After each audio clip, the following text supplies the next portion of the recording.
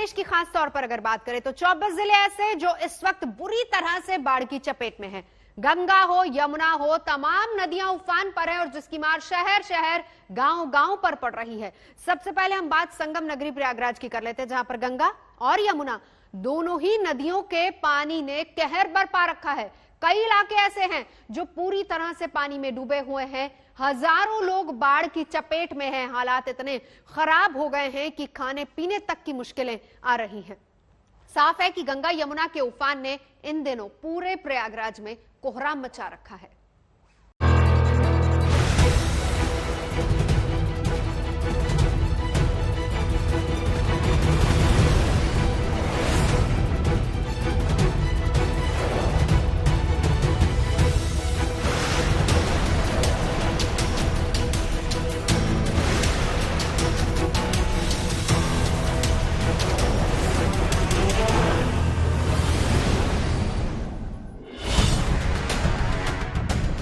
डूब गई है गलियां,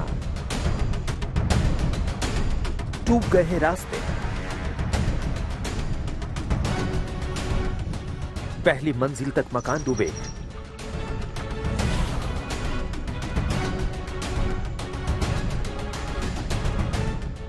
घरों में रखे सामान डूबे और बाढ़ की इस मार में डूबती जा रही है जल्द राहत की उम्मीदें। भूखे प्यासे मर रहे फंसे हैं यहाँ पे, लेकिन कोई प्रॉब्लम नहीं, किसी को पता नहीं, कोई मतलब नहीं है यहाँ पे। क्योंकि प्रयागराज के जिन रास्तों पर दौड़ती थी जिंदगी, वहाँ अब सिर्फ सैलाब है। गंगा यमुना का पानी बढ़ने से मुश्किलें बेहिसाब हैं। बाढ़ की ऐसी मार के आगे लोग बेबस हैं। कहीं आना जाना मुमकिन नहीं है और न ही खाने का कोई इंतजाम है। आफत ऐसी है कि भूखे प्यासे लोगों के दिलों से आह निकल रही है। बहुत तरह की समस्या है भैया, आपको हम क्या बताएं। बच्चा हमारा 2 दिन से भूखा था, पानी की समस्या, बाढ़ की समस्या, खाने की समस्या, आपको क्या बताएं हम, बताइए। यहाँ पे कोई नाव वाला आ रहा, ना कोई पार्षद आ रहा, ना कुछ आ रहा, कोई नहीं आ रहा यहाँ पे। ठीक है, कोई हमें पूछता तक नहीं है हमें यहाँ पे आके कि आप फंसे हैं यहाँ पे, आप क्या खा रहे बच्चे के साथ, क्या पी रहे, कैसे जिंदा है, बताइए। सबसे बदतर हालात चांदपुर सलोरी इलाके के हैं। यहाँ हजारों घर डूबे हुए हैं।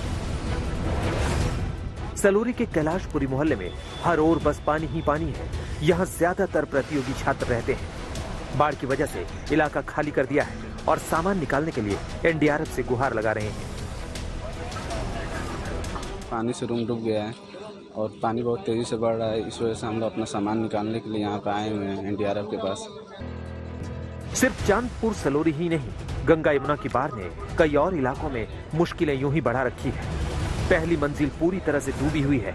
मकान की ऊपरी मंजिल लोगों की शरण स्थली बन गई है। इलाके में नाव के जरिए लोगों तक पानी की बोतलें और खाने के पैकेट बांटे जा रहे हैं। बाढ़ की मार के बीच दोहरी आफत उन लोगों के लिए है जिसके घरों में कोई बीमार पड़ा है। 3 जगह जो है महिलाएं जो है मतलब बीमार थी, उनको ले आके जो है हॉस्पिटल में एडमिट कराना। 2-3 दिन पहले, मतलब 3 दिन पहले हम लोग ले आके एडमिट कराए उनको। मतलब काफी बीमार थी। अब चारों तरफ पानी लगने की वजह से कोई साधन वहाँ नहीं जा पा रहा था। फिर हम अपने बोट से गए, उनको लेके आए, ले आके उनका इलाज मुहैया कराए। प्रयागराज में आई जबरदस्त बाढ़ में बर्बादी की अलग अलग तस्वीरें सामने आ रही हैं। प्रशासन इसी कोशिश में लगा है कि सैलाब के इस संकट के बीच किसी तरह लोगों तक मदद पहुंचाई जा सके। लोगों की सुरक्षा के लिए हम लोगों ने पहले से ही ड्यूटियां लगा रखी हैं कि कोई भी आदमी अगर उसको बाहर निकलना है तो उसको समय से निकाल लिया जाए और जो शिविर बने हैं, शरणार्थी शिविर हैं, वहाँ पर ला करके उनको रखा जाए और उनके घरों की सुरक्षा के लिए हमारी पेट्रोल टीम लगी है। सरकार भी संगम नगरी पर आई इस मुसीबत पर नजर बनाए हुए है। खुद डिप्टी सीएम केशव प्रसाद मौर्य ने प्रयागराज के बाढ़ प्रभावित इलाकों का हवाई सर्वे कर हालात का जायजा लिया। अधिकारियों के साथ बैठक की और भरोसा दिलाया कि गंगा कॉरिडोर बनने के बाद प्रयागराज के लोगों को ऐसी बाढ़ से जूझना नहीं पड़ेगा। सच है कि प्रयागराज में बाढ़ का यह संकट लगभग हर वर्ष आता है और काफ़ी नुकसान उठाना पड़ता है। इसलिए हम लोगों ने यह भी कहा है कि एक व्यापक और दीर्घकालिक कार्य योजना तैयार करिए जिसके आधार पर प्रयागराज को सदा सर्वदा के लिए बाढ़ से मुक्त किया जा सके। बाकी गंगा मैया की कृपा बनी रहे, ये हम लोग अपेक्षा करते हैं।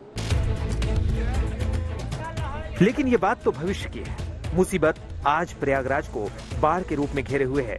डरे सहमे लोग गंगा यमुना में पानी घटने के लिए ईश्वर से प्रार्थना कर रहे हैं। शायद वहां ही कुछ सुनवाई हो।